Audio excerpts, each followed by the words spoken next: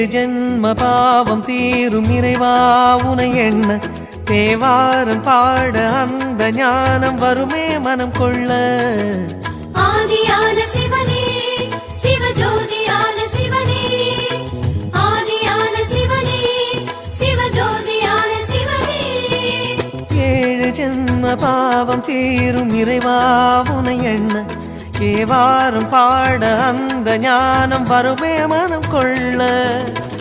தாழும் நிலை வாராமல் காப்பவன் நீதானே, வாழும் வழி சொல்பவனே வள்ளல் பெருமானே, அண்ணாமலையானே அன்பின் பொருள் நீயே, அருணாச்சல சிவனே ஆற்றல் வடிவோனே, சக்தியின் கலையாய் பக்தியின் நிலையாய் தோன்றும் சுடரோனே, உண்ணாமுலையின்